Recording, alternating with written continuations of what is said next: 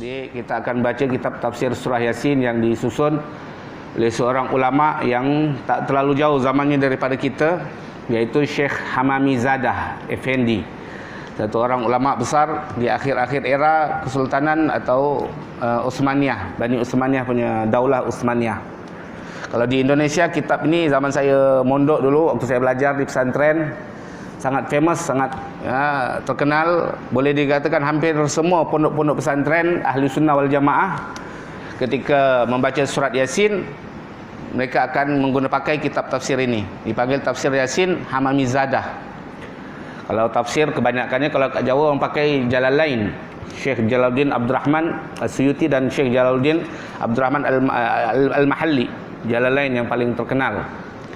Juga dipakai tafsir Sawi. Tapi kalau surat Yasin khusus memang dipakai tafsir Yasin Hamamizadah. Kenapa saya nak pakai kitab tafsir Yasin ini? Sebab surat Yasin ini adalah satu surah yang merupakan kebanggaan atau kebiasaan atau pengagungan bagi orang-orang Melayu khususnya. Sebenarnya bukan orang Melayu saja yang suka surat Yasin. Kita kalau tengok malam Jumaat, orang-orang tua kita dulu, apa mereka buat? Mesti baca Yasin. Orang nak pergi haji, nak pergi umrah, panggillah kenduri. Dia ada kala jamuan, sedekah, makan, minum, mesti baca Yasin. Sampai kadang-kadang anak kita nak menikah pun, kadang-kadang malam tu pun baca Yasin, walaupun ditambahkan dengan tahlil. Sampai kepada tahap anak kita nak peksa SPM. Dah peksa SPM dah? Bisa ni? Dah. Pun kena baca Yasin.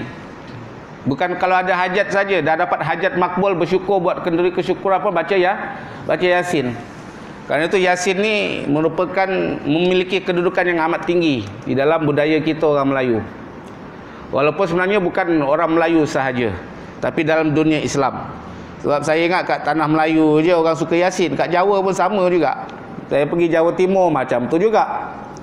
Pergi Jawa Tengah pun, kat Tegal saya belajar tauhid dulu, bertahun kat situ pun Yasin juga. Sampai saya pergi kat Jawa Barat, kat daerah Sunda, sampai ke Jakarta sekalipun pun baca Yasin juga. Beberapa tahun selalu juga saya ulang-alik ke Palembang, ada ziarah saudara, ziarah sahabat, jemputan ceramah dan lain-lain pun baca Yasin juga.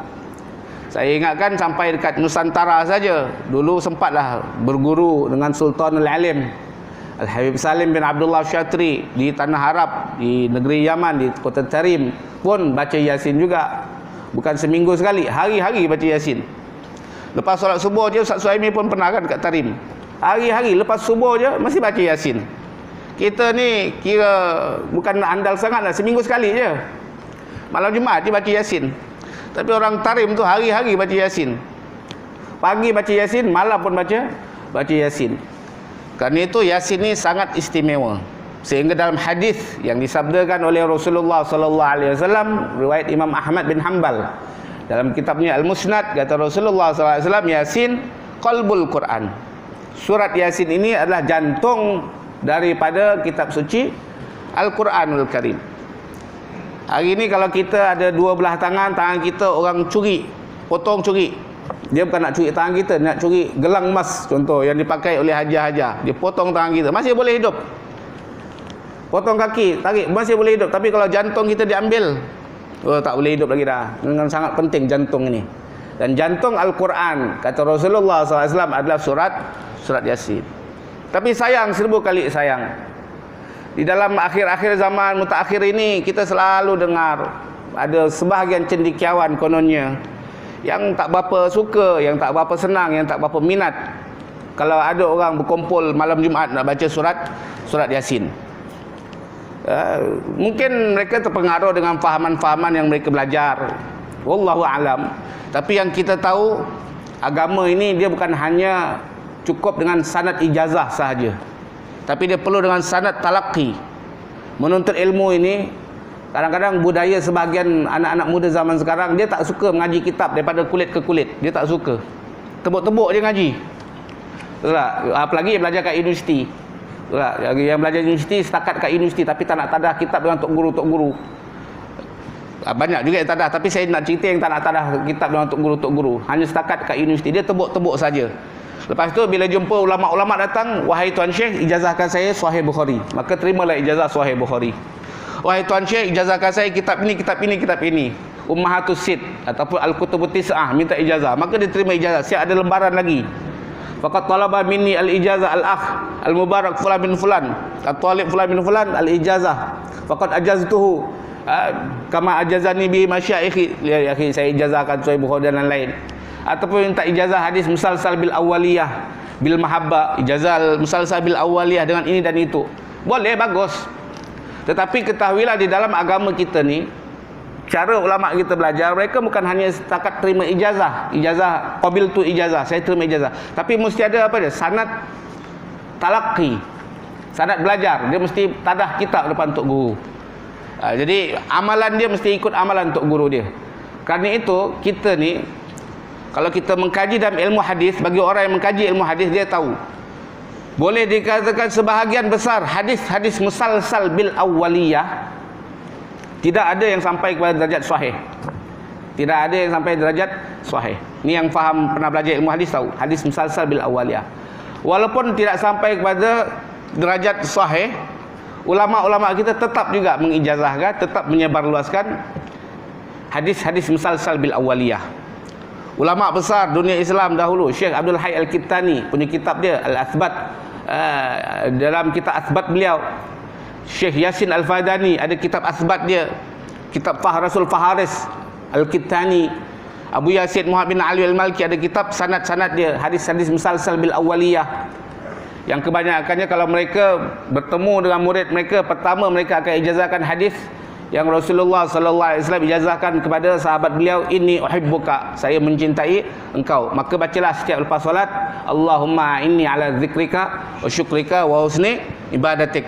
Dan mereka juga akan meriwayatkan hadis rahmah, yang mana ar-rahimuna yarhamuhumur rahman tabaraka wa taala, irhamu man fil ardi yarhamkum man fis sama, atau yarhamukum man fis sama. Saya alhamdulillah juga dapat ijazah banyak daripada guru-guru ijazah lah.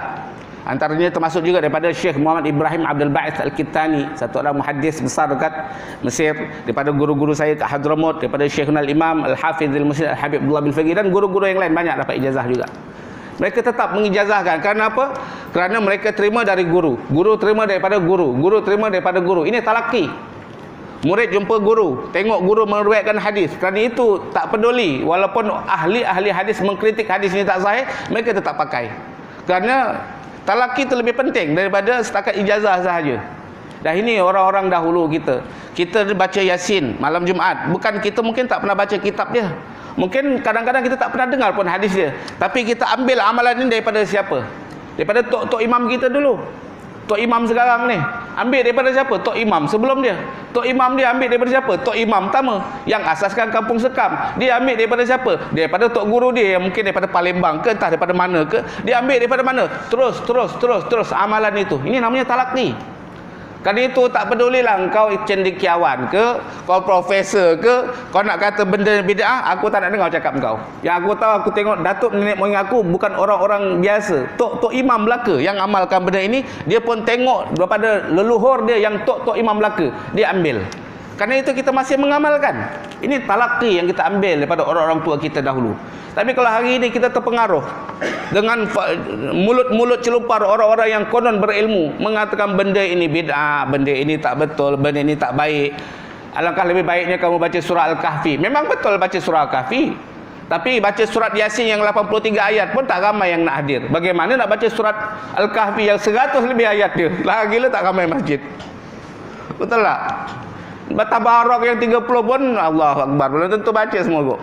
Kerana itu orang-orang tua kita dengan penuh kebijaksanaan mereka mengkupas hadis, mengkupas keterangan-keterangan, bukan hanya memandang satu dalil, tapi dalil-dalil yang lain dirumuskan, maka jadilah sebuah amalan dan kita terima amalan itu.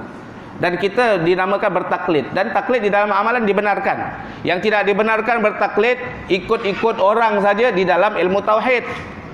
Dalam ilmu tauhid tak boleh ikut-ikut orang. Allah ada, tahu dari mana? Dengar tok imam cakap, ni tak boleh. Percaya Nabi Muhammad SAW tu bersifat jujur, percaya, tahu dari mana? Ustaz cakap, ni tak boleh. Tidak memadai menurut majoriti ulama.